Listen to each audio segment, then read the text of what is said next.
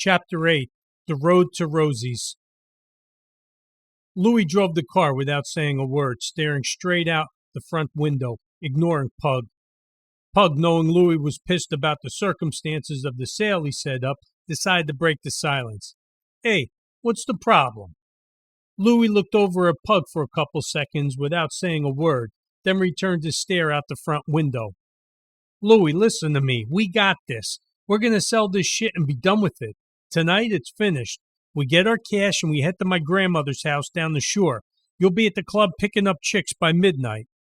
Louie stared at the road, then broke his silence. "You meet a guy, and just like that, we're doing a deal with him? Let me tell you, I know about this Rosie's bar we're going to. It's a bunch of fucking animals in there." The deal Jimmy and Pug set up was that Pug would bring the duffel bag of dope with him to Rosie's bar, and Jimmy would introduce him to the buyer, who would have cash on hand. The deal would take place on the spot, simple as that. The morning of the deal, Pug told Louie the final plan, and Louie didn't go for it. Louie wanted to hold the bag in the car until Pug had the cash. Pug argued that Louie wasn't even supposed to be at Rosie's. Louie argued that Rosie's was a 1%er hangout. He held firm that he would hold the dope in the car. He gave Pug no choice, so Pug decided to go along with it. Staring at the front window and steering with his left hand while his right hand talked as fast as his mouth, Louie said, "How the fuck you know this Jimmy isn't a cop?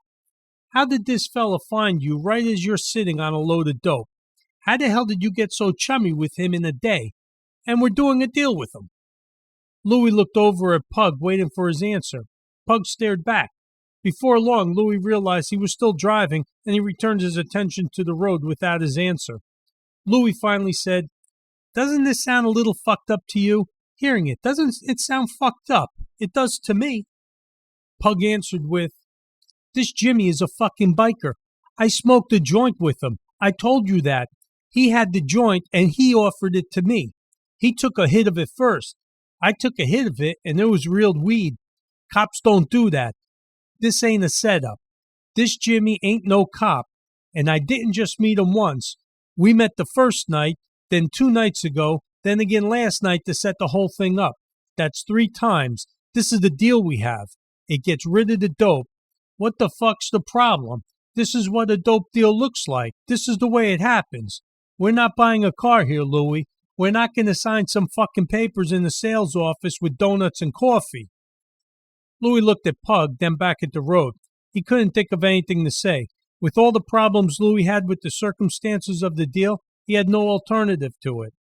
Pug continued his argument. "And yeah, Rosie's is an animal farm. Who the fuck do you think is going to buy a bag of dope? These are the people you're going to deal with, a bunch of shady animals. Hey, none of us are altar boys here, Louie. Remember, we heisted this shit." There was a long silence before Louie barked, "Have you heard from Keith? Where the fuck did he disappear to? He better have gotten rid of that car." Pug broke in, "Fuck Keith. I haven't heard anything from Keith. He's not our issue right now. He's probably pissed. He was supposed to get a car and get a van and drive the blocking car. That was it. That's all we told him he was going to do. He ended up getting involved in the heist, and the 2 of yous pushed that old man around pretty good." Louie looked over at Pug. "What the fuck did he expect? He knew it was a robbery. We told him that, and we didn't hurt that old man. And anyway, what the hell was an old man doing driving that delivery van? He was like 70 and still shoveling dope around town." Pug answered, "Whatever he thinks doesn't matter. We'll deal with him later. Tonight we gotta unload this shit. Keep focused on this thing tonight, right? Keith'll show his ugly mug when he wants the rest of his money." Louie looked over at Pug, then turned his attention back to the road. Pug said, "Listen, we don't deal in dope. We don't know anyone who could buy this load of dope. This is how we're going to get rid of it. If this bar is full of bikers, fuck it, fine. Bikers do dope all day long. This is a weekend supply for them." "This ain't no weekend supply," Louie said. "This is a whole delivery, a whole fucking load. And you're sure this Jimmy character's going to come up with the money?" Pug said, "It's as sure as any dope deal gets. This is as legit a deal as a dope deal ever gets. If he doesn't have the cash, we walk. Fuck him. That's what your plan is all about. You keep the dope until I see the money. That's why we're doing it your way." Pug and Louie stopped at the streetlight a block from Rosie's. They saw the red neon sign, Rosie's Bar, and the fleet of bikes out front.